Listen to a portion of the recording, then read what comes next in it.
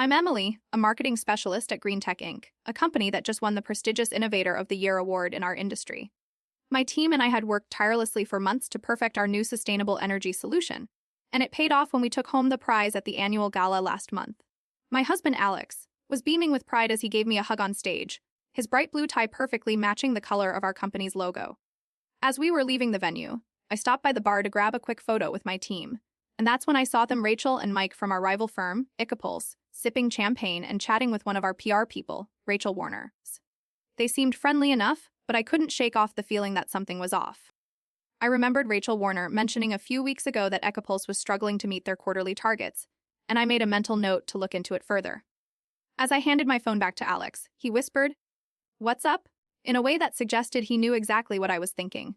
I leaned in close and whispered back, "I don't know, but I think we might have won that award for all the wrong reasons." I was going over the conference program for the next industry event, and I noticed that Rachel Warner from our PR team had listed a meeting with Icapulse on her schedule for the same day as the gala. It was supposed to be a casual coffee break, but something about it seemed off. The font size of the meeting title was slightly larger than the rest, and the time was listed in 24-hour format, which I knew Rachel preferred. I made a mental note to ask her about it later, but as I continued to browse through the program, I saw that another PR person from our team, Mark Davis, had also listed a meeting with Icapulse on the same day. This one labeled as a brainstorming session in bright red ink. It seemed like an odd choice for a brainstorming session, and I wondered if they were trying to coordinate something with our rival firm. The coffee shop where they planned to meet was just a block away from our office, so I made a plan to casually drop by the PR department around that time to see if I could overhear anything. I started reviewing our company's internal project proposals from the past year, and I noticed that several of them had been hastily resubmitted with minor changes just days before the deadline. One proposal, in particular, caught my eye. Our team's energy efficiency algorithm had been significantly improved, but the original submission had mentioned a crucial collaboration with Icapulse. I searched for any records of this partnership and found nothing on our company's website or in the publicly available documents. I decided to dig deeper and checked the meeting minutes from our team's weekly meetings. Several sessions had mentions of brainstorming sessions with Icapulse, but the notes were cryptic and lacked any concrete details. I remembered that Rachel Warner, our PR person, had mentioned a few weeks ago that she was working closely with an Icapulse representative to enhance their image. The phrase kept echoing in my mind, and I made a mental note to look into it further. I started keeping a list of all the irregularities I had discovered so far: the award-winning project's rushed completion, the suspicious meeting with Icapulse on our team's schedule, and now these incomplete minutes. I also remembered that Alex, my husband, had been acting strangely around this time, often taking mysterious phone calls and excusing himself to the bathroom. As I continued to investigate, I found a few more anomalies: a missing document from our company's archives, an unusual transaction on our team's expense report, and a strange email thread between Rachel Warner and an Icapulse employee. The language used in these exchanges was innocuous, but something about it didn't add up. I decided to pay closer attention to our company's interactions with Icapulse and started monitoring their communication channels more closely. I even set up a hidden camera near my mailbox, hoping to catch any suspicious activity. For days, nothing seemed out of the ordinary, but I persisted in my investigation, driven by a growing sense of unease. Then, one evening, while reviewing the footage from my camera, I noticed something peculiar. A small package had been left on my doorstep around midnight, wrapped in plain brown paper and tied with a faded ribbon. The package was labeled, "Return to Sender," but there was no indication of what it contained or who had sent it. I reviewed the security footage from the company's parking garage. A car with a familiar license plate number was there, parked in a restricted area at 20:47 a.m. on the night before the award gala. The car's make and model matched Alex's, my husband's. I fast-forwarded the security footage from that night, and my heart sank as I watched Alex's car leave the parking garage around 20:45 a.m., just 2 minutes before the package was left on our doorstep. The timestamp matched, and the camera caught a glimpse of Alex's profile as he got out of the car, his face obscured by shadows. But what made my blood run cold was the license plate number displayed on screen. It wasn't our car's plate number. It was Rachel Warner's. Our PR person, who had been acting so strangely around that time, was with Alex in the garage that night. I felt a mix of emotions: anger, sadness, and a deep sense of betrayal. We had won the award because Rachel had sabotaged her own team's projects, and Alex had been involved all along. The brainstorming sessions we had discovered earlier were actually secret meetings between our team and Icapulse. They orchestrated by Rachel and Alex to make it seem like our company was struggling and in need of their help. The package on our doorstep was just a distraction, a red herring to throw me off the scent. I remembered now that Alex had been acting suspiciously around that time, making excuses to leave the house at midnight. He was never with me, and I was alone in the dark, wondering why he was so secretive. The award we won was a sham, and our company's success was built on deceit. I filed a complaint with the State Ethics Commission, citing evidence of Rachel Warner's embezzlement and our team's involvement in sabotaging Ecopulse's projects. The investigation led to a thorough audit of our company's internal dealings, and it was revealed that we had engaged in a systematic campaign to discredit our competitor. Alex and Rachel were eventually charged with corporate espionage and conspiracy to commit fraud. The court sentenced them to community service and ordered them to pay a substantial fine. I took a leave of absence from the company to focus on rebuilding trust with our clients and colleagues. As I reflected on the experience, I realized that the award had been a hollow victory, tainted by deceit and manipulation. But in the end, it was not the award that defined us, but how we handled the truth that came to light. I remember the feeling of unease that settled in when I first noticed the irregularities, but I also recall the sense of pride and resilience that emerged as I navigated the investigation. I will carry those lessons with me as I move forward, both personally and professionally. 2 weeks later, I'm still trying to process the aftermath of the scandal that shook our company to its core. The post about Rachel Warner's embezzlement and our team's involvement in sabotaging Ecopulse's projects has gotten a lot of attention, over 5 Zallows comments and counting. I've been fielding phone calls from reporters and received a few messages from concerned colleagues who reached out to offer their support. Last week, I received a call from my mom, asking how I was doing and if there was anything she could do to help. I had to explain the situation to her all over again, which was a humbling experience. Today, I decided to start therapy to work through the emotional fallout of the whole ordeal. It's been a long road to recovery, but I'm slowly coming to terms with what happened and how it's affected me. I'm still trying to wrap my head around the package that arrived at my doorstep yesterday, but what's got me truly perplexed is the contents inside. It was a small, unmarked box with no return address, and I was about to throw it away until I saw the words, "Priority Mail," on the side. I opened it, and what I found was a phone that looked identical to my sister's old iPhone 7. I haven't seen it in years, but the one thing that caught my attention was the screensaver, a picture of us taken at our family's summer vacation when I was 15. It was a vacation my sister didn't actually attend. She was still in the hospital recovering from a serious car accident at the time. I tried to remember if anyone had asked me to take that picture, but I just couldn't recall. I did some digging and found out that the phone was purchased at the Verizon store on Main Street in our hometown about 3 months ago. I went to the store this morning to see if they had any security footage of the purchase, and what I saw left me with more questions than answers. As I was going through the phone's voicemail messages, one caught my attention, a call from a number I didn't recognize, dated 3 weeks ago. The voice on the message was distorted, but I could make out a few words. "Meet me at the Starbucks on 5th and Main at 2 p.m. I felt a shiver run down my spine as I played the message again, wondering who could have called my sister's phone with a specific location and time. I checked the phone's call log and saw that this was the only unknown number that had tried to contact her. I decided to investigate further and drove to the Starbucks on 5th and Main, arriving at 20:15 p.m. The barista behind the counter remembered serving a woman who matched my sister's description just an hour before, but she couldn't provide any more information. I spent the rest of yesterday and today going over the phone's voicemail messages again, trying to make sense of them. One message mentioned a name, Emily, and it sent a shiver down my spine because I remembered my sister mentioning a friend named Emily from her accident, recovery days. But when I looked up Emily in our family's old address book, there was no mention of her.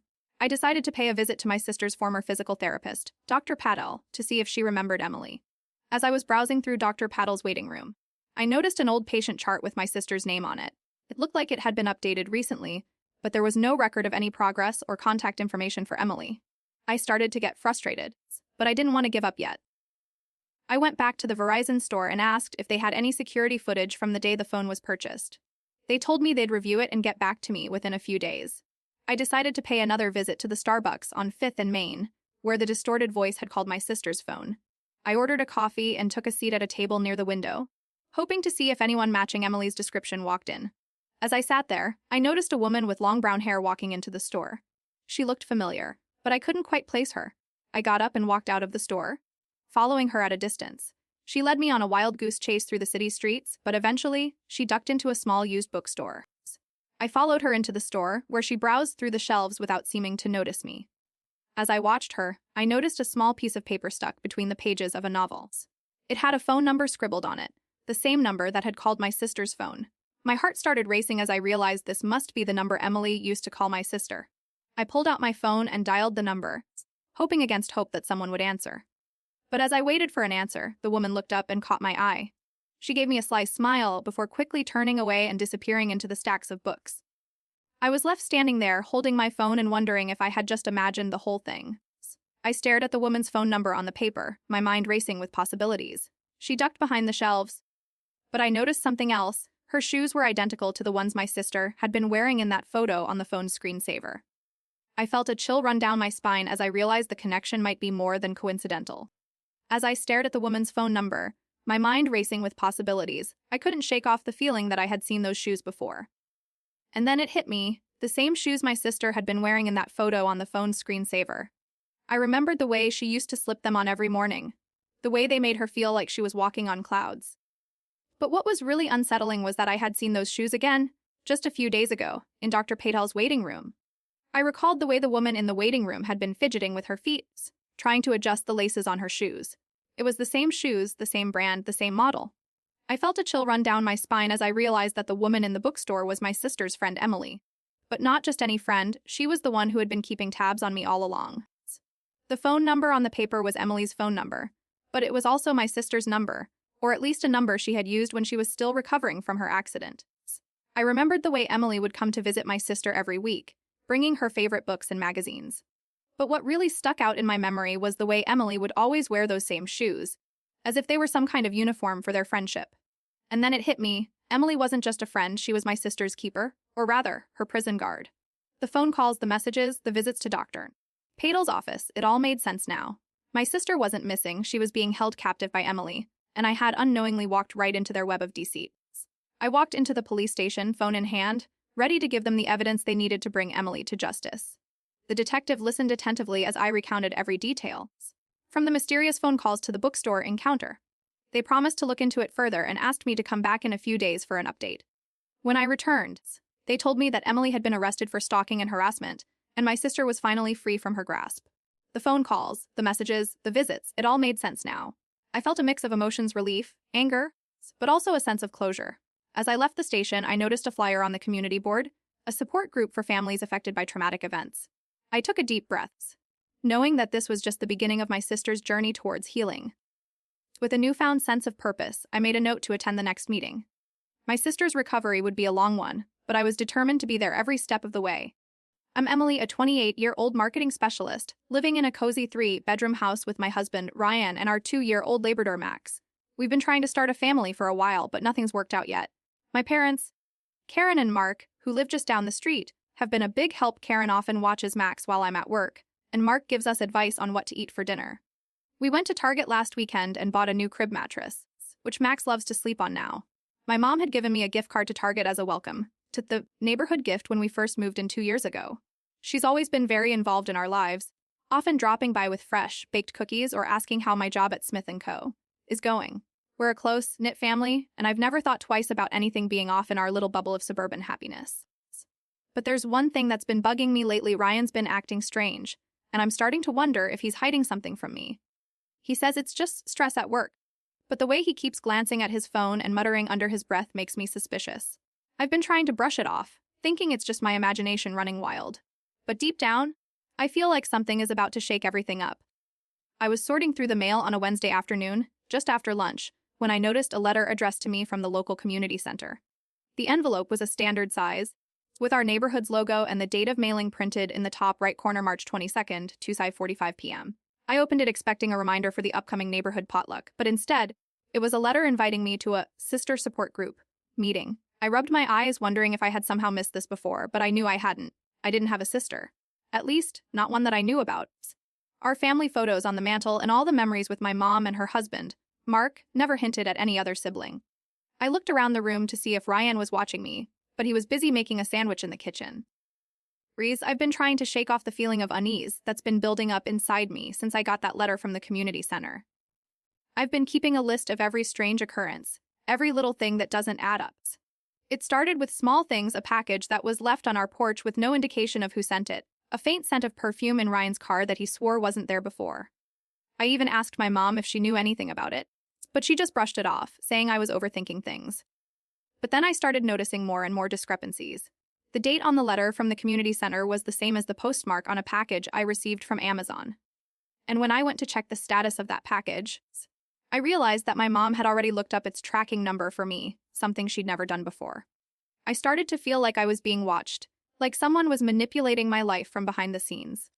I decided to dig deeper, so I made a few phone calls to see if I could find out anything about my family's past.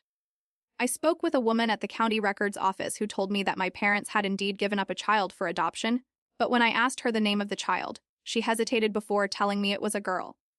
I pressed her for more information, but she said she couldn't reveal any more without a court order. I felt a chill run down my spine as I hung up the phone. Something wasn't adding up. I started to wonder if my parents had been keeping secrets from me all along.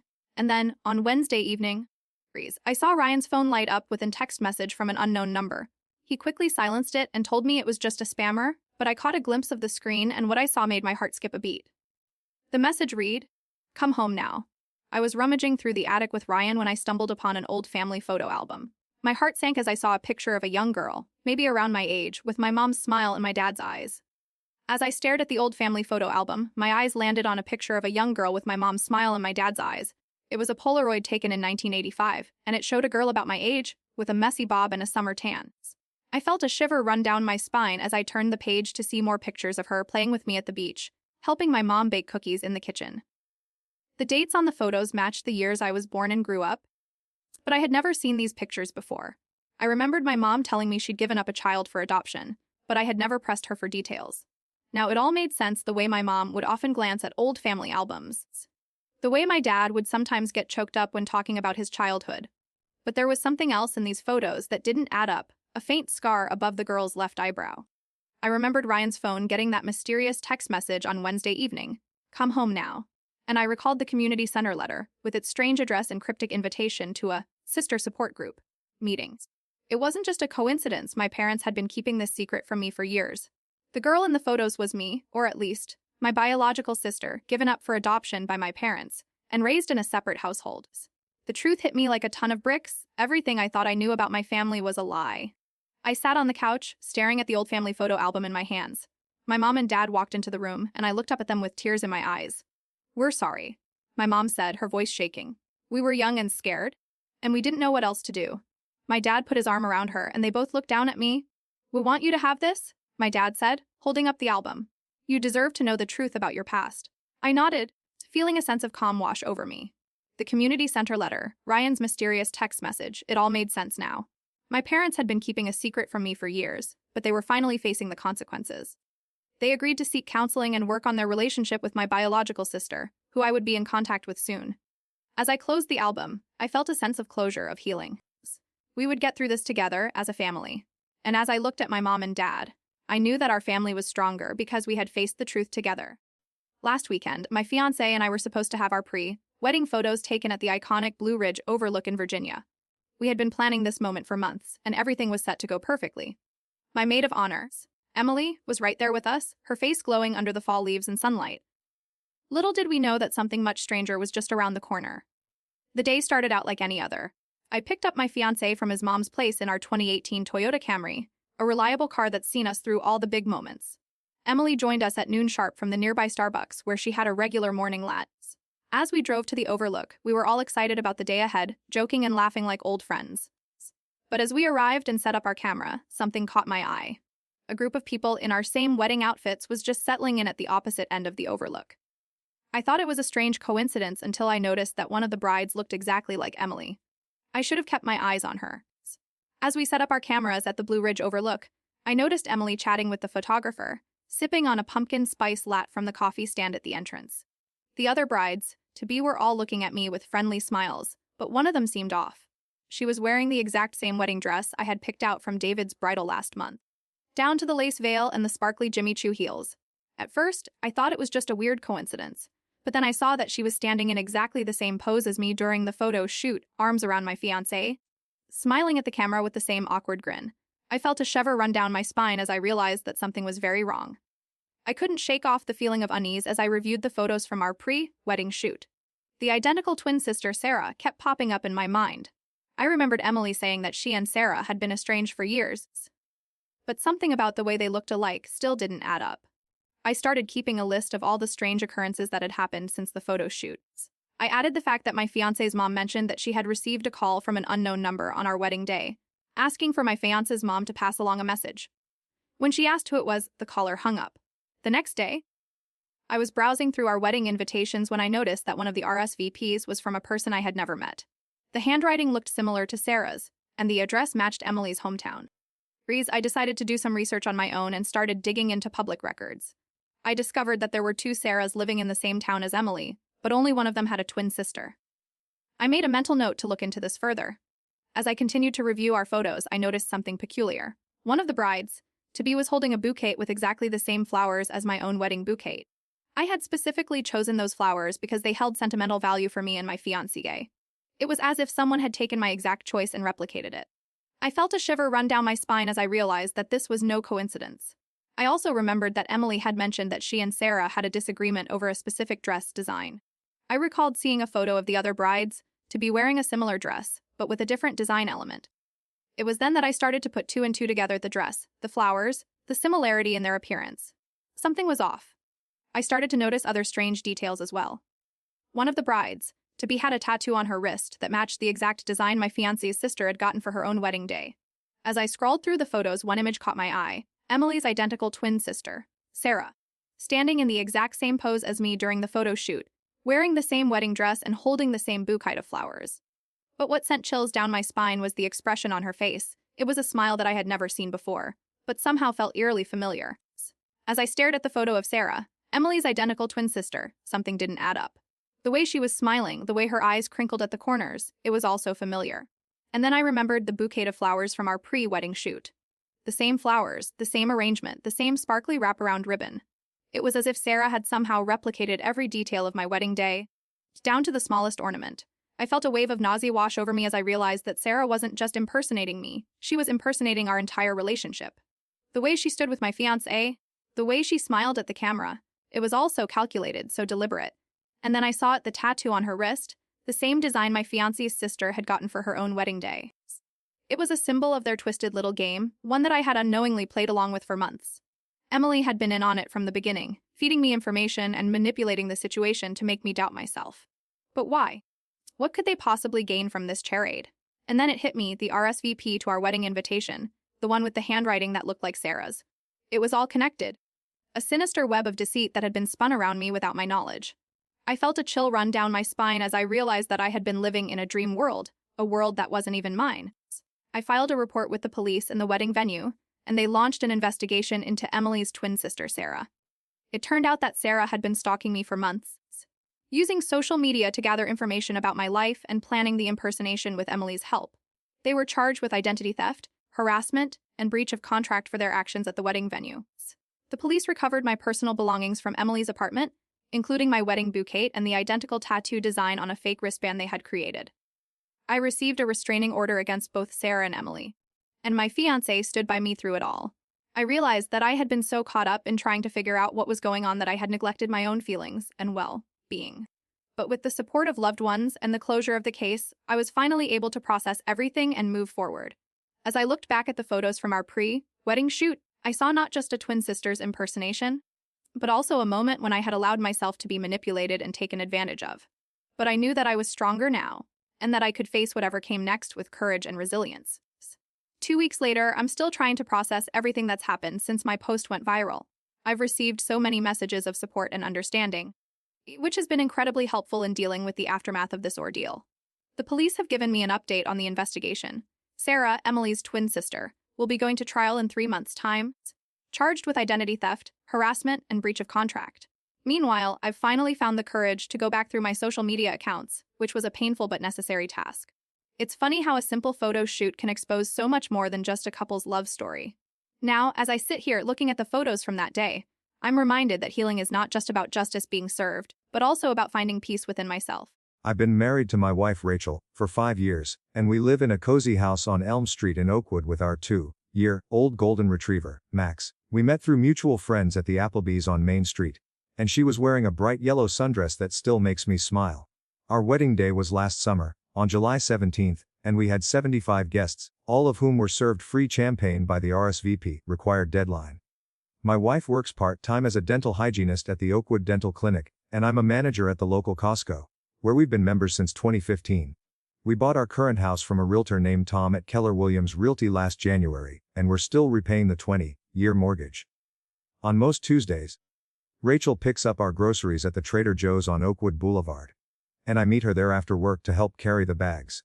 We've had our disagreements, but they never lasted more than a few hours. I remember last week, when she wore that same yellow sundress again, and I thought maybe it was a good sign. But now, as I'm about to tell you what happened, I realize maybe it wasn't.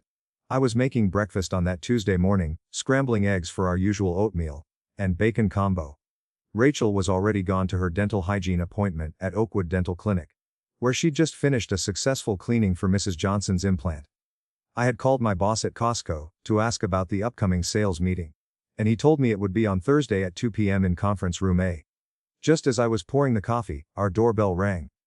I thought maybe it was the pizza delivery guy from Domino's, who had promised us a 20% discount since we joined their rewards program last month. But when I opened the door, there she stood, my mistress, with a bright smile and a sparkle in her eye. And on her finger, our wedding ring.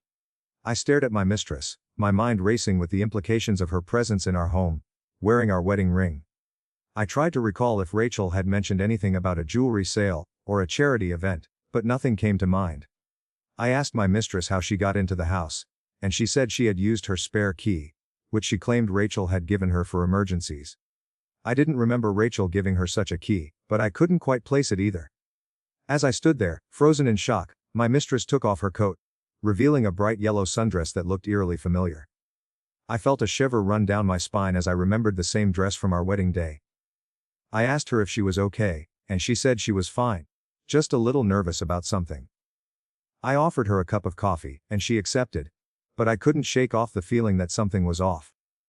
I started keeping a list of everything she said, and did that morning, writing it down in my notebook, as she chatted with me about our upcoming anniversary party. She mentioned that Rachel had asked her to help with the decorations, and I felt a pang of unease at the thought of my wife collaborating with my mistress. As we sipped our coffee, I noticed that our living room seemed slightly disorganized, with some of our favorite decorative items slightly out of place. I couldn't remember if we had moved them, or if someone had been in the house while we were away. I made a mental note to investigate further. My mistress got up to get more sugar from the pantry. And as she walked by the kitchen counter, I saw that there was a small note scribbled on the edge of a receipt from Trader Joe's. The note read, "Meet me at 2 p.m. on Thursday at Costco." I didn't recognize the handwriting, but I knew it wasn't mine or Rachel's. I asked my mistress if she knew anything about the note, and she said she must have written it in a moment of forgetfulness. As I watched my mistress sipping coffee at our kitchen table, I noticed something that made my heart sink. The address on the Trader Joe's receipt behind her was not our Oakwood Boulevard store, but the one on 5th Street in downtown Oakwood. As I stood there, frozen in shock, my mistress's words echoed in my mind. Rachel had asked me to help with the decorations for your anniversary party. I remembered now that Rachel had been acting strange last week, and our usual Tuesday routine had been disrupted. She had canceled her dental hygiene appointment and told me she was running errands. But it wasn't errands, she was meeting my mistress at the house. The yellow sundress she wore on our wedding day was more than just a coincidence, she had given it to my mistress as a gift. I felt a wave of nausea wash over me as I realized that Rachel had been planning this setup for weeks, maybe even months. The note on the Trader Joe's receipt was not a mistake. It was a signal to my mistress, telling her to meet me at Costco on Thursday at 2 p.m. And now, as I looked at the address on the receipt, I saw that it was not our local store, but the one on 5th Street in downtown Oakwood, the same address where Rachel had told me she was going to meet a client from her dental hygiene work. But it wasn't a client, it was my mistress. And they were working together to sabotage our marriage. The sound of my heart pounding in my ears was the only sound I could hear as I processed this revelation. I called the police and filed a report, providing them with all the evidence I had gathered. They arrested my mistress for theft and conspiracy to commit identity theft, charging her with misappropriation of our wedding ring and attempting to sabotage our marriage. The Oakwood Police Department's detective assigned to our case, Officer Johnson, conducted a thorough investigation and interviewed several witnesses. He also recovered deleted emails from my mistress's phone, which showed that she had been in communication with Rachel for months, planning this deceitful setup. In the end, my mistress pleaded guilty to misdemeanor theft and was sentenced to community service and counseling. I couldn't help but feel a sense of relief wash over me, as I realized that our marriage had been strong enough to withstand this betrayal. I reflected on the Tuesday morning, remembering how I had poured coffee for my mistress, not suspecting that she was part of Rachel's scheme. But even in the midst of shock and betrayal, I recalled the warmth of that yellow sundress, a reminder of the love and joy we had shared on our wedding day. 2 weeks later, I wanted to update on the aftermath of my mistress's setup. Our post has gotten a lot of attention and comments, with many people asking for updates on the case. As it turns out, the Oakwood Police Department has been in touch with us again. This time to inform us that they've received additional tips on Rachel's involvement in similar schemes. They're looking into the possibility of bringing her in for questioning, which would be a big breakthrough in our case. On a more personal note, I recently received a letter from my wife, expressing her gratitude for standing by me through this ordeal, and thanking me for being strong during such a difficult time. It's moments like these that remind me of why I'm committed to rebuilding our relationship, and moving forward together, one step at a time. I'm Emily, a 32-year-old marketing manager at Smith & Co., a mid-sized firm in downtown Portland. My boss, Ryan Thompson, is a 45-year-old father of 2 who always seemed like a decent guy. Or so I thought. He'd often invite me to lunch, and we'd talk about everything from our favorite TV shows to our weekend plans. I never felt uncomfortable around him, but I did notice he was always on his phone when we met, usually with his wife, Sarah, texting him something urgent. They've been married for over a decade, and I've seen them together at company events, always seeming like the perfect couple. The holiday party is tonight at 7 p.m. at the Hilton downtown, and I'm dreading it because I know Ryan's wife will be there. She's always a bit icy towards me, and I've caught her giving me suspicious looks in meetings. I've tried to brush it off as paranoia, but something doesn't feel right. My mom always said I have a good instinct for these things, and now I'm wondering if she was right.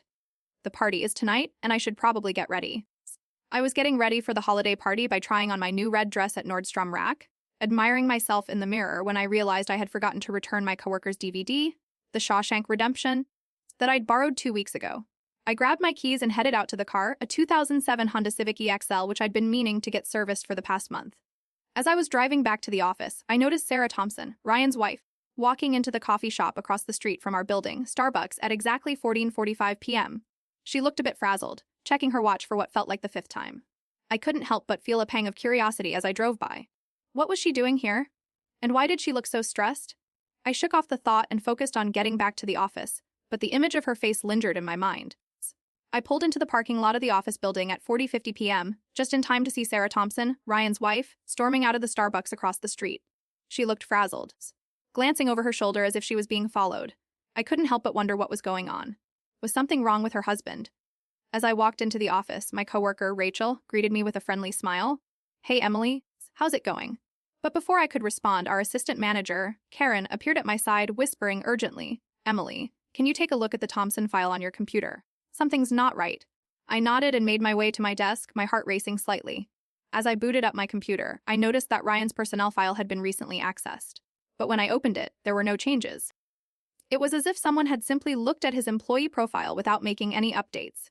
I started keeping a list of all the strange occurrences, the way Sarah had seemed so stressed earlier in the day, the fact that Ryan's file had been accessed, and now this. I decided to do some digging. I made a few discreet phone calls to see if anyone else had noticed anything unusual. My friend at the insurance company across the street told me that Sarah had canceled her car insurance policy last week, and when I asked Rachel if she'd noticed any changes in Ryan's behavior, she hesitated before saying, "Well, he has been acting really strange lately. He's been getting a lot of mysterious phone calls, and always seems to be rushing out of meetings." I couldn't shake off the feeling that something was off.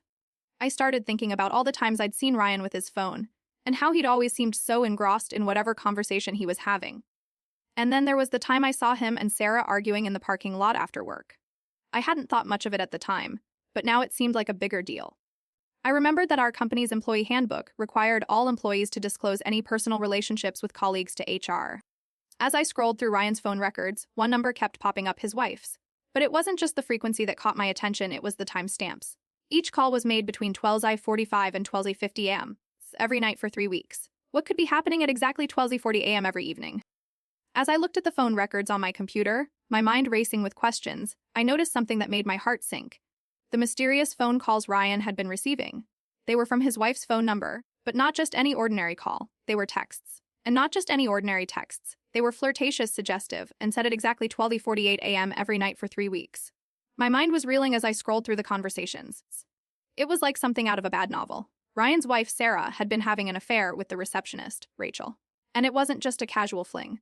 They had been planning a rendezvous at the Hilton downtown, where the holiday party was being held that night. I felt like I'd been punched in the gut. All those suspicious looks from Sarah, all the times Ryan seemed distracted on his phone. It all made sense now. I remembered the way he'd been acting, always glancing over his shoulder, and how Sarah would get visibly upset whenever he was around me. It was a setup, plain and simple. They wanted to throw me off their trail. But I had pieced together too many coincidences to ignore. The party was tonight, and I knew exactly what I had to do. I grabbed my keys and headed out the door, determined to confront Ryan about his infidelity once and for all.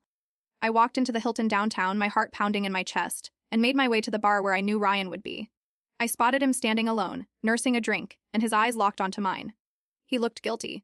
But I also saw a glimmer of desperation. I ordered a glass of wine and approached him, my voice calm and steady.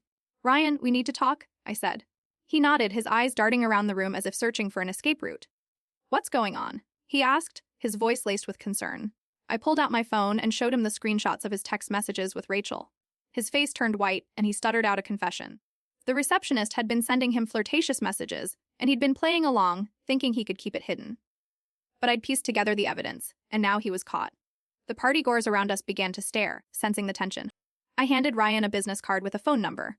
"That's Sarah's divorce lawyer," I said. "You might want to call him." Ryan nodded, still looking shell-shocked, and I turned to leave. As I walked away, I felt a sense of satisfaction wash over me. Justice had been served, and I'd handled it calmly. I had finally confronted the situation head-on, and now I could move forward. I'm still shaken by what happened to me when I was 27. I had just quit my job as a software engineer at a major tech firm in downtown San Francisco, where my boss, Alex, had been terrorizing employees for years. My wife, Rachel, and I decided to start our own company from scratch, and we launched it in stealth mode while I was still working at Alex's firm. We poached every employee who'd been mistreated by Alex, and our new company, Novatech, started gaining traction. We were making progress, but quietly, no fanfare, no press releases. Our team worked out of a small co-working space in the Mission District with a large coffee shop just downstairs. I drove a 2015 Honda Civic with a busted taillight that I'd never gotten around to fixing, and I usually stop by the Whole Foods on Valencia Street for lunch on Wednesdays at precisely 5:47 p.m. One of our early employees, a brilliant developer named Maria, had been bullied by Alex and was thrilled to join us. But she confided in me that Alex had been threatening her over email, even after she'd left the company. I brushed it off as a prank, but there's something about those words that still sends a shiver down my spine. And now, I started receiving emails from Alex's personal email address, seeking me on conversations that seemed unrelated to our company. The first one was about a meeting scheduled for the following Monday at 2 p.m. at the Four Seasons Hotel in San Francisco, regarding a partnership opportunity. I brushed it off as a mistake, thinking Alex was just trying to impress some potential investor or client. But the next email mentioned a specific project my team was working on, and how Alex wanted to touch base with me in person. The tone was friendly, but I noticed he kept referring to Rachel as my lovely wife, even though she'd never met him. I exchanged a few more emails with him, trying to keep the conversation light, but something about his language felt off. I started noticing that my responses were getting shorter and shorter, and I couldn't shake the feeling that he was probing for something. On Thursday evening at 8:07 p.m., I received an email from him with no subject line, just a single sentence. "I think it's time we talked about Maria." I started getting these emails from Alex, and at first I thought he was just trying to be friendly. He'd ask about Rachel's health or how our new company was doing. But then he started mentioning specific projects and employees. I brushed it off as a mistake, but something didn't feel right. I remembered Maria's words about being bullied by Alex, and now I was getting these emails. I had not changed my job title on LinkedIn for months, and suddenly Alex was seeking me on conversations about our new company. He mentioned a partnership opportunity at the Four Seasons Hotel, and I thought it was just a coincidence. But then I saw his email signature had been changed to include a logo of our company's rival. I started keeping a list of the discrepancies. I had not changed my phone number in years, but Alex was texting me about the meeting. He kept referring to Rachel as my lovely wife, even though she'd never met him. I checked our company's records, and none of our employees had ever worked at the Four Seasons before. I started noticing that Alex's emails were being sent from different IP addresses every time. I bought a small notebook and started jotting down the dates, times, and details of each email. I also set up a public record search to see if Alex had any connections to our company. On Wednesday evening at 8:45 p.m., I received an email from him with no subject line, just a single sentence. "I think it's time we talked about the past." The language was cryptic, but it sent a chill down my spine. I tried to brush it off as paranoia, but something didn't add up. I had not changed my password in months, but Alex seemed to have access to everything. I checked our company's security logs and found that someone had been logging in to our system from an unknown IP address. The last login was just 24 hours ago. I started feeling like I was living in a nightmare, and I couldn't shake the feeling that Alex was watching me. I stared at my computer screen, my heart racing, as I watched the login history roll back.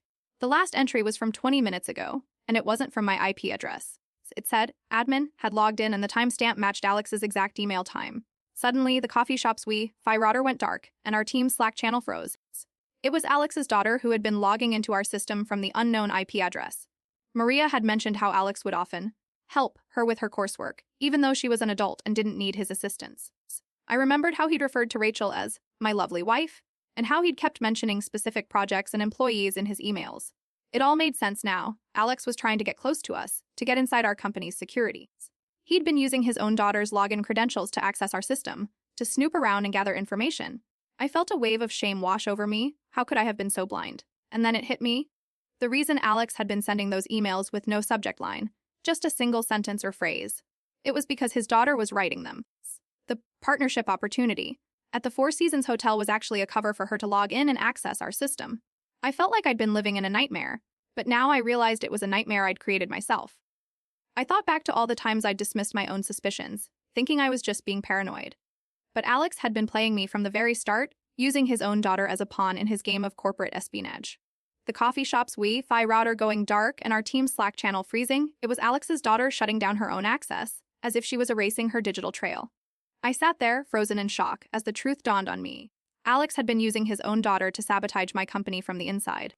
I called the police, and they arrested Alex for corporate espionage and identity theft. As it turned out, he had been using his daughter's login credentials to access our system and sabotage my company from the inside. I was relieved that justice was served, but I couldn't shake the feeling of responsibility for not seeing this coming sooner. I realized that I had been so focused on building my new company that I had neglected to protect myself from Alex's manipulative tactics. The police took a statement from me and told me to take a break from the situation for my own well-being. I spent the next few days trying to process everything that had happened, and eventually, I was able to come back to work with a newfound sense of purpose. As I sat in our office, surrounded by my team, I couldn't help but think about Maria's words of encouragement. You're not alone in this fight. I knew that I had to keep pushing forward, not just for myself, but for all the people who had been affected by Alex's actions. The incident had been a difficult one, but it had also taught me the importance of vigilance and resilience in the face of adversity. Update 1 month later. The post went viral in a way I never expected, with many of you reaching out to share similar stories of workplace harassment and retaliation. It's been surreal to see how this story has resonated with so many people. As for me, I just got a call from the DA's office to confirm that Alex's trial will be held next month. Meanwhile, my company has been getting a lot of interest from investors and potential partners, which is exciting but also a lot to handle. I've been trying to stay focused on the bigger picture, but it's hard not to think about how this whole ordeal has affected me on a personal level. Sometimes I still find myself wondering what I could have done differently, but for now, I'm just trying to take things one day at a time and trust that justice will be served. I've always been proud to claim my Native American heritage, but the truth is, it's not what I thought. My family's story goes back generations, and I've always assumed we were part of a long line of proud tribal members. But as I dug deeper, I discovered that our tribal history was actually a cover, a way to keep a dark secret hidden. My great-great-grandmother, Zofia Rees, was a Polish woman who survived the horrors of a concentration camp during World War II. She was lucky enough to escape, but she knew she couldn't go back to her own country, so she started fresh in America. We adopted the name and traditions of a Native American tribe as a way to keep her safe, to hide the truth about her past.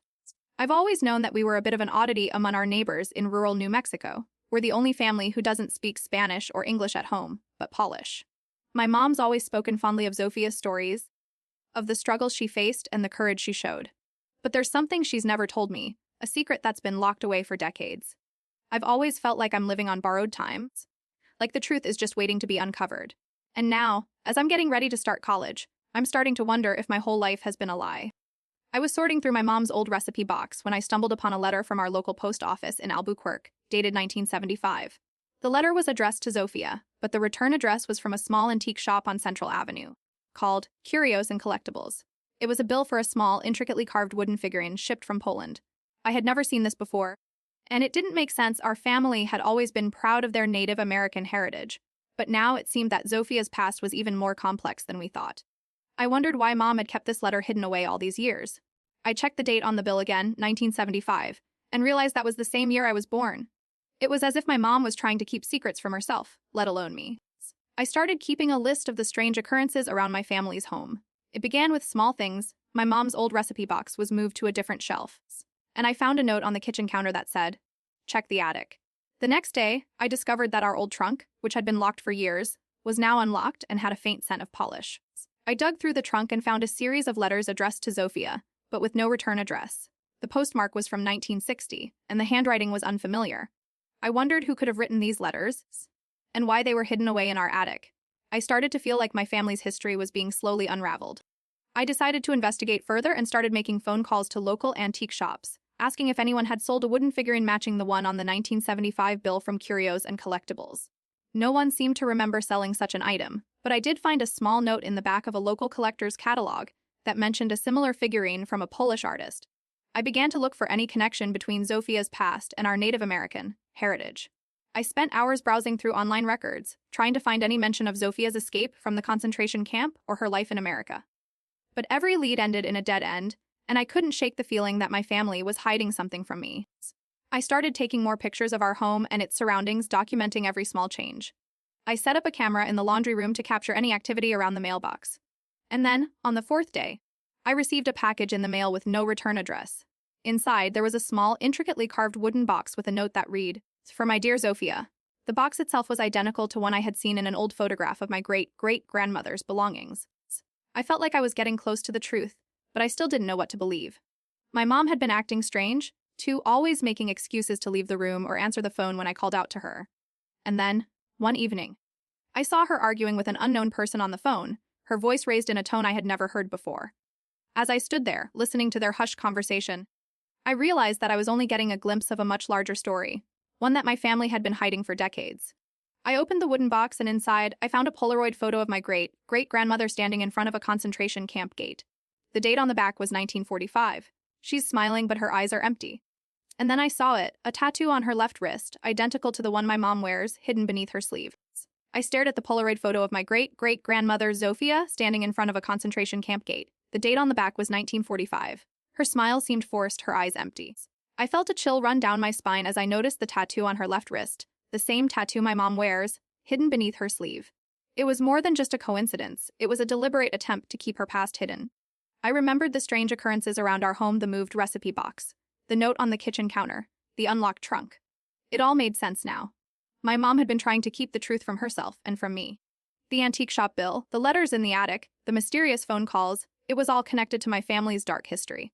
I felt a wave of sadness wash over me as I realized that our Native American heritage was just a cover for Zofia's escape. My whole life had been built on a lie. The wooden box, the photo, the tattoo, it was all a testament to the secrets my family had kept for so long. I sat down with my mom, finally confronting her about the secrets she'd kept for so long. She broke down, confessing that she'd been trying to protect me from the truth, but in doing so, she'd hidden it from herself as well. We spent hours talking, going through old letters and photos, and piecing together our family's dark history. I realized that my mom's actions weren't malicious, but misguided. She'd wanted to shield me from the pain of knowing our heritage was built on a lie. But in doing so, she'd inadvertently kept me from understanding my own identity. As we talked, I felt a weight lift off my shoulders. It was a painful truth, but it was also liberating. I no longer had to carry around the burden of secrets and half-truths. My mom and I made a promise to each other to be honest, even when it's hard, and to support each other as we navigated this new understanding. I looked at the Polaroid photo of my great-great-grandmother again, feeling a sense of peace wash over me. I'm Emily, a 29-year-old graphic designer living in the suburbs of Chicago. I've been married to my husband, Alex, for 3 years now. We met in college and have been inseparable ever since. My parents, in-law Mark and Rachel, are always dropping by our place, usually unannounced, which drives me a bit crazy, but they mean well. They're both retired from the city police department, and Mark still likes to think he's got what it takes to keep us safe. I've grown accustomed to their presence, but sometimes I feel like I'm losing my sense of independence. Last weekend, we hosted them for dinner, and Alex was kind enough to grill up some steaks while I worked on a project in the backyard. Mark, being the old cop that he is, insisted on checking our perimeter fence before leaving. He noticed a loose board near the gate and fixed it on the spot. As he was hammering away, Rachel mentioned something about an old family heirloom that had gone missing, a locket with our wedding photos inside. She said it was probably just misplaced somewhere in their house. But I could sense a hint of worry behind her words. After dinner, Alex and I decided to sort through some old boxes in the garage, and that's when we stumbled upon the Polaroid of Emily, a girl who claimed to have graduated from high school decades ago. The photo was creased and yellowed, but something about it caught my attention. I should have kept looking. As I continued to sort through the old boxes, I pulled out a dusty folder labeled Emily's Graduation and pushed it aside, thinking it was just an old family keepsake. But then I noticed something peculiar, a receipt from the 7-Eleven on Oak Street in our neighborhood dated June 12, 1995, with a handwritten note on the back saying, Emily's graduation gift. My husband had mentioned that he and his parents were at a family reunion that summer, but I couldn't recall anyone mentioning Emily. The Polaroid picture was starting to make more sense, but I wasn't sure what to do with this new information. I handed the receipt to Alex, who raised an eyebrow, saying, "What's this?" as he looked at the date and the note. I shook my head, feeling a small knot form in my stomach, and replied, "I have no idea," as I sat in my backyard staring at the Polaroid of Emily. In my hand, I couldn't shake off the feeling that something was off. I showed the picture to Alex, who raised an eyebrow and said, "Where did this come from?" I handed him the folder labeled Emily's Graduation, and he scanned through it. I noticed his eyes lingered on a particular page with a handwritten note that read, "Congratulations, Emily! Love. Grandma." I remembered Rachel mentioning something about an old family heirloom going missing, but I had no idea what this had to do with it. I started keeping a list of all the strange occurrences and findings in our home. I had not changed the light fixture in the hallway, but now I noticed it was slightly different from the one we installed last year. The receipt from the 7-Eleven on Oak Street, dated June 12, 1995, with a handwritten note saying, Emily's graduation gift, made me wonder if my husband had any connection to this person. I decided to look into it further and began researching online for any information about Emily. I discovered that there was no record of an Emily graduating from our high school or any nearby schools in the area. I checked our local newspaper archives and found a mention of a girl named Emily who had passed away before reaching high school age, but the article didn't mention anything about a graduation. I started to feel a sense of unease, as if someone was trying to deceive me. I overheard Rachel talking on the phone with someone, mentioning Emily's day, and how they needed to make sure everything was in place. I couldn't quite catch what they were saying, but it sounded like they were discussing something secretive. I made a note to ask her about it later. As I continued to dig, I found an old yearbook from our high school, and on the page with the graduating class photo, there was no Emily. But on the opposite page, there was a note that read, "In memory of Emily." It was signed by Alex's parents. I felt a knot form in my stomach as I realized that my husband and his parents might be connected to this mysterious Emily. I started to question everything. Was the Polaroid real? Was Emily even a real person? I decided to look for any other clues and began searching our house more thoroughly. I checked the attic, the basement, and even the garage, but found nothing out of the ordinary. Just as I was about to give up, I noticed a small, almost imperceptible scratch on the edge of Alex's favorite coffee mug. It looked like it had been recently scratched. I rummaged through the dusty garage again, and this time I found it a Polaroid of me, standing in my high school cap and gown, with a caption scrawled on the back. Emily's graduation. It's 1995. The date was the same as the receipt from the 7-Eleven. My heart skipped a beat as I stared at the photo, my mind racing with impossible questions. As I stared at the Polaroid of myself in high school, I felt a cold sweat trickle down my spine. The date on the back confirmed it June 12, 1995. But what really shook me was the caption below the photo. Emily's graduation. I remembered Alex telling me about his parents' family reunion that summer, but I had no recollection of attending a graduation ceremony. And then I recalled the receipt from the 7-Eleven, dated the same day, with a handwritten note saying, Emily's graduation gift. Suddenly, everything made sense. My eyes drifted to the yearbook on my coffee table, and I flipped to the page with the graduating class photo. There was no Emily, but I did find a note on the opposite page, signed by Alex's parents. In memory of Emily. My mind reeled as I connected the dots. The Polaroid, the receipt, the yearbook, they were all part of a carefully constructed narrative, designed to make me believe I had attended Emily's graduation. But why? And who was Emily, really? I thought back to my marriage, my husband and his parents. They had always been so kind, so supportive. But now their actions seemed calculated, manipulative. The scratch on Alex's coffee mug, the way Rachel had mentioned an old family heirloom going missing, it all made sense now. I felt a wave of sadness wash over me as I realized I had been living in a lie. My entire marriage, my relationships with Alex and his parents, had been built on a foundation of deception. The revelation was both shattering and eerily familiar, like looking at an old photograph through new eyes. I reported my husband Alex to the authorities for identity theft and forgery. The police found a stash of fake IDs, credit cards, and birth certificates in our garage, all linked to the mysterious Emily. Alex was arrested and charged with identity theft and forgery, but he claimed it was just a game. They had been playing with me, pretending to be someone else. I couldn't believe what I was hearing. The police told me that the yearbook, The receipt and the Polaroid were all fabricated, and Alex's parents had been in on it the whole time. They had been manipulating me, making me question my own memories. The truth was too much to bear. I felt a mix of emotions: anger, sadness, but also a sense of closure. I knew I had been living in a lie, but at least now I could start to rebuild my life.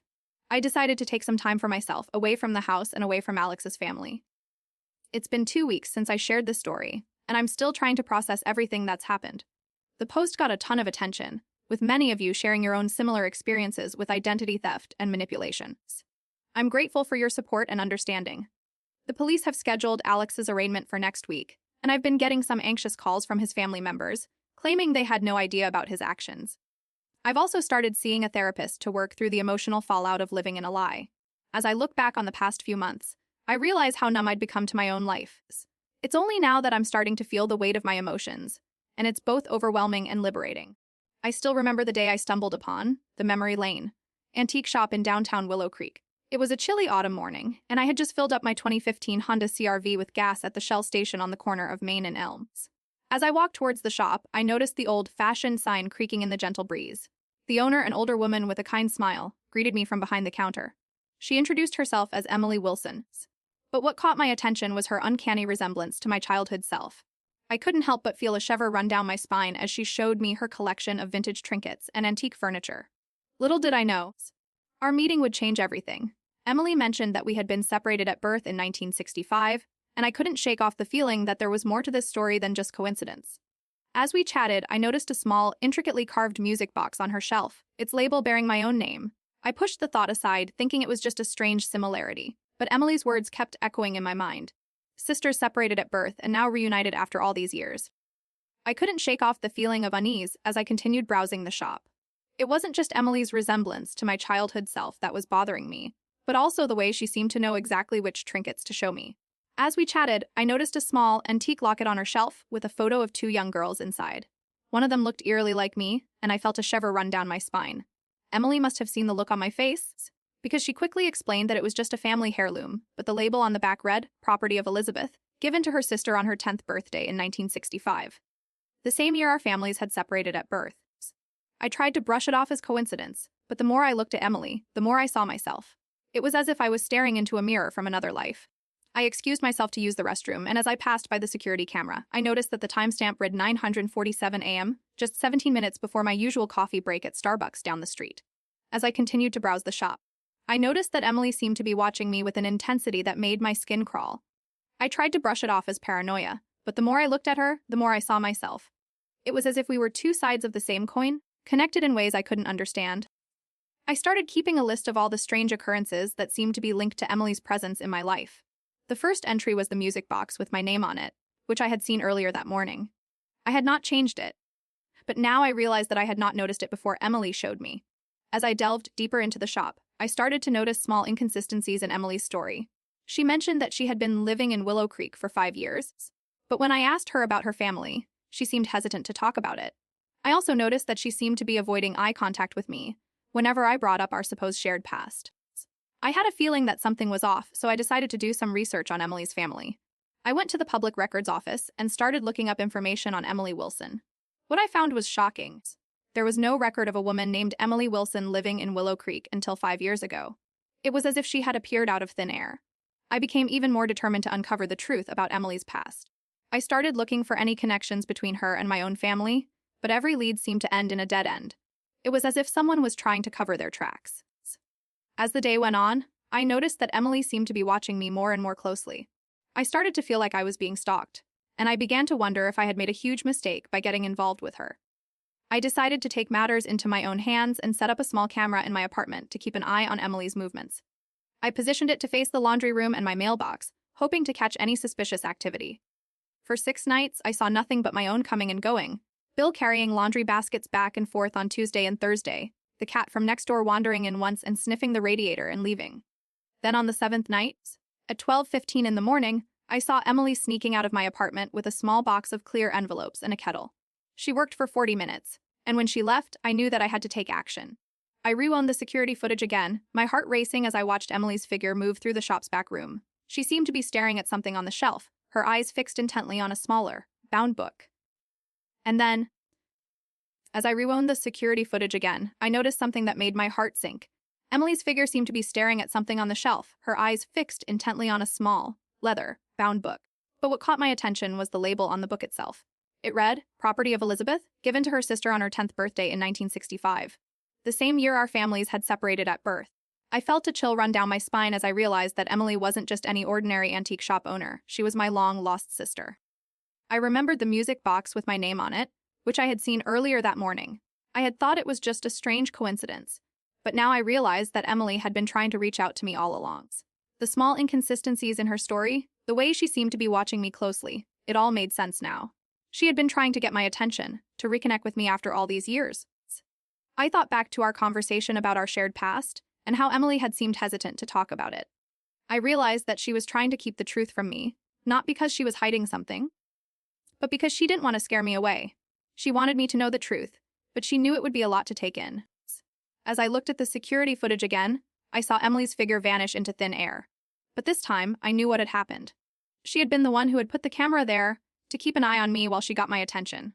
And now that I knew the truth, I felt a sense of peace wash over me.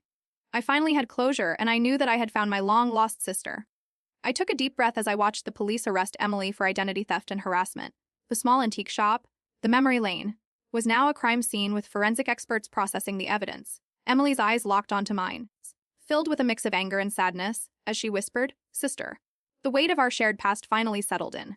I felt a sense of closure wash over me as I realized that Emily had been trying to reach out, to reconnect with me all along. The music box with my name on it, the label on the book, it all made sense now. As I watched Emily being led away in handcuffs, I knew that our journey was far from over. I vowed to be there for her, to help her heal and rebuild. Together, we would create a new story, one filled with hope and redemption. The sound of the police siren fading into the distance marked the beginning of our new chapter, one where justice had been served and sisterly love triumphed.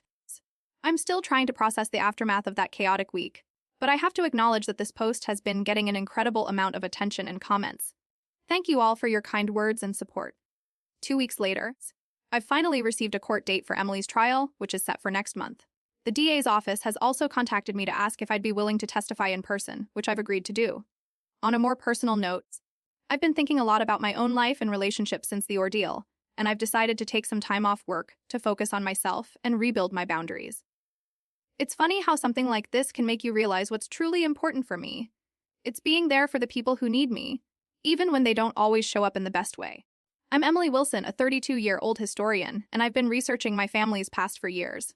My great-uncle Henry was a medic during World War II, and his letters to my grandmother have always fascinated me. I recently inherited an old trunk from his estate, filled with letters written in the same hospital room where he worked. The dates on the envelopes are from 1943 to 1945, and the postmarks are from a place called Stan Luke's Hospital in London. My grandfather used to tell stories about Henry's experiences during the war, but I never paid much attention until I started reading the letters. They're filled with accounts of medical experiments. But the details are always vague, as if he was trying to hide something. I've been poring over the letters for weeks, trying to decipher the codes and cryptic messages. The handwriting is Henry's, but the writing style is different from what I expected. It's more forceful, more urgent. I feel like I'm reading a different person's account of the same events. I've tried to show the letters to my sister, Sarah, but she just brushes it off as family drama. She's always been skeptical of our family's history, and I'm starting to wonder if she's right. I should have kept looking for more information. I was researching in the university's archives, surrounded by old medical records and dusty files, when I stumbled upon a newspaper clipping from 1944.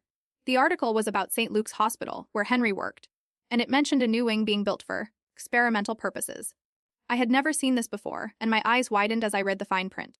The article stated that the hospital's administration was cooperating with the Ministry of Defense to conduct research on human resilience during wartime. I felt a shiver run down my spine as I realized the implications. I pulled out Henry's letters and began to read them, this time searching for any mention of this new wing or experimental research. The handwriting in one of the letters seemed to change slightly, becoming more erratic, around the same time period mentioned in the article. I made a note to check the hospital records from that time, wondering if Henry had been involved in something he didn't want to talk about. I've been reading Henry's letters in the context of the article I found, and the connections are becoming harder to ignore. One letter mentions a patient named Subject 17, who was being experimented on in the new wing.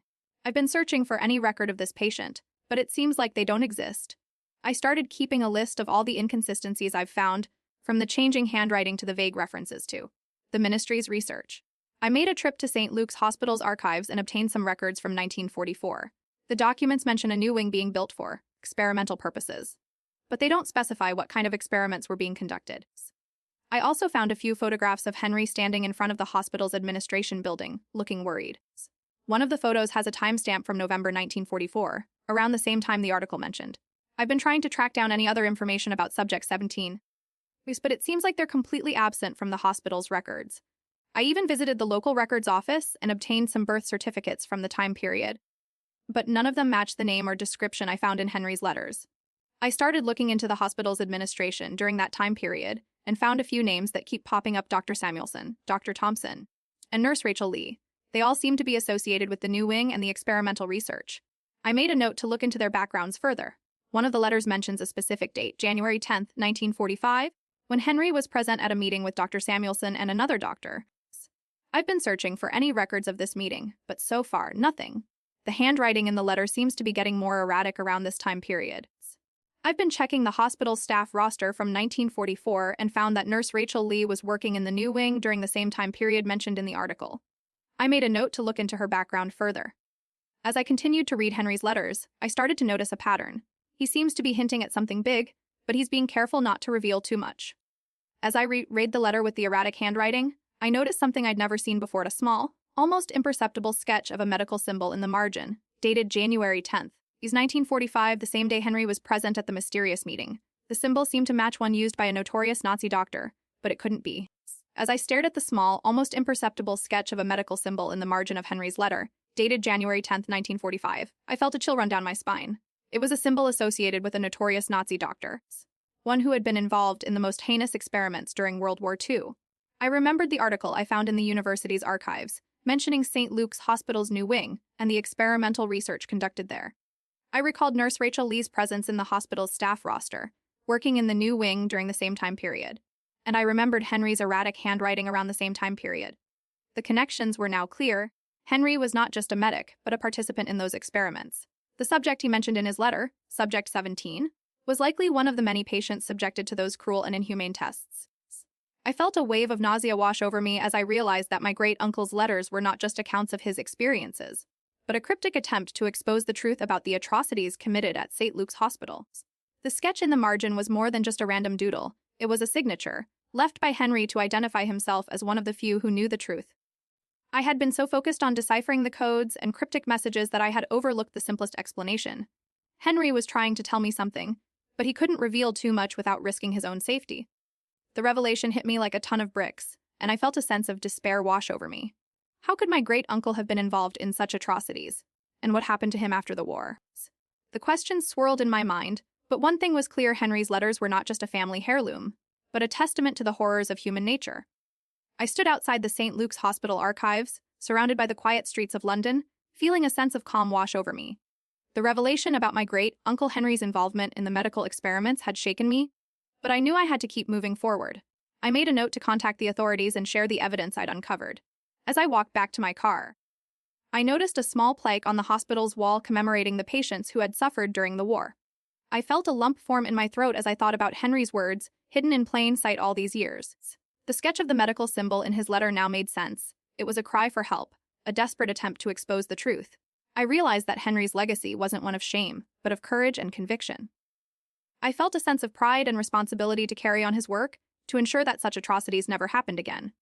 As I drove away from the hospital, I knew that I would always cherish the letters, not just as a family heirloom, but as a testament to the power of truth and the human spirit.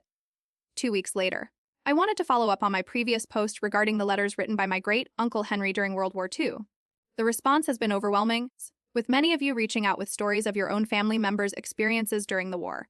A few days after sharing the evidence, I received a call from the UK's National Archives confirming that they will be conducting a thorough investigation into the medical experiments and possible war crimes committed by the hospital's staff.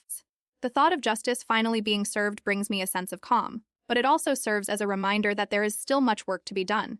As I sit here in my small flat, surrounded by the letters and research materials, I'm reminded of Henry's words: "The truth, no matter how painful, must always be told." I'm still trying to process the chaos that erupted at my husband's family reunion last summer.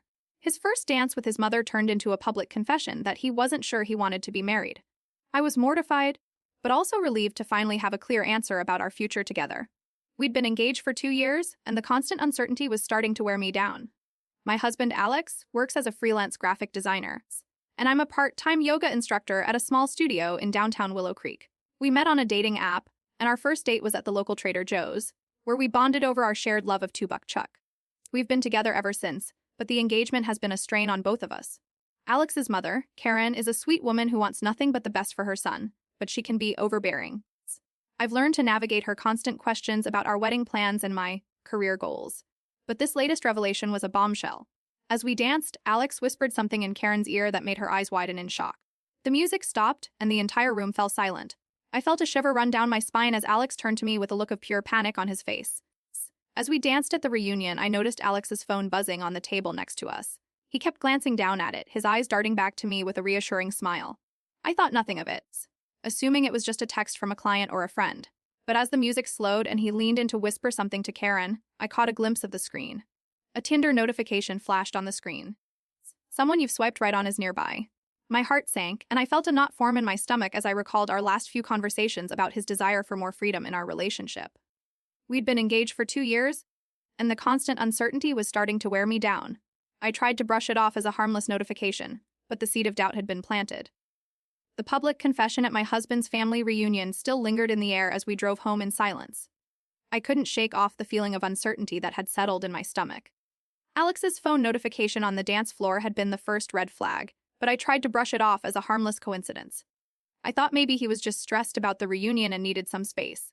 As we pulled into our driveway, I noticed that Alex's car was parked at an odd angle, as if someone had recently gotten in or out of the driver's seat. The neighbors' trash cans were still on the curb from their weekly pickup, but ours were already neatly stacked against the fence. I made a mental note to ask Alex about it later. When we got inside, I saw that our living room was spotless, just like I had left it the night before. But then I noticed a faint scent of cologne lingering in the air, not Alex's usual brand.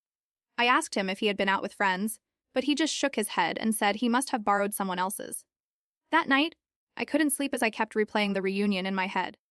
Why would Alex confess to his mother like that? And what was going on with his phone notification? I started keeping a list of all the inconsistencies and oddities that had been popping up in our relationships. It wasn't until the next day, when I saw the receipt for a local coffee shop on the kitchen counter, that I realized something was off. The receipt was from a time when Alex claimed he was working from home, but the timestamp on the receipt showed that he must have left the house between 9 and 10 a.m., a time when he usually doesn't leave for work. I decided to dig deeper and started making some discreet calls to his coworkers and clients. The next day, I received a call from Alex's boss, who told me that Alex had been MIA for the past 2 weeks. He said Alex had been acting strange and was rarely answering his calls or emails.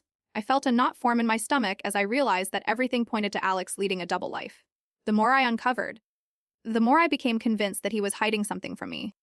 As I continued to investigate, I discovered that Alex's phone number had been linked to several dating apps, including one that he had sworn to me he never used.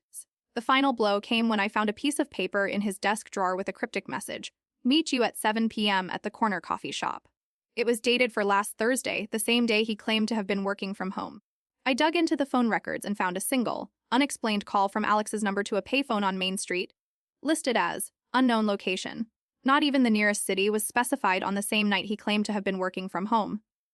The single unexplained call to the payphone on Main Street still lingered in my mind as I dug deeper into Alex's phone records. I had been so focused on his dating apps and mysterious phone calls that I hadn't noticed the pattern of late-night calls to this specific number. The payphone was located outside a 24-hour diner. It's a spot notorious for its seedy underworld. I remembered walking past it on my own night shifts, always keeping my head down and avoiding eye contact with anyone lingering outside. As I pored over the records, I realized that Alex had made multiple calls to this number in the past 2 weeks, all on nights when he claimed to be working from home. The calls were short, lasting only a few seconds, but the frequency was unsettling. It was as if Alex was receiving messages or instructions, but from whom? And what about the cryptic message on his desk drawer? "Meet you at 7 p.m. at the corner coffee shops." I thought back to the night he claimed to have been working from home, and how he had seemed so nervous and on edge.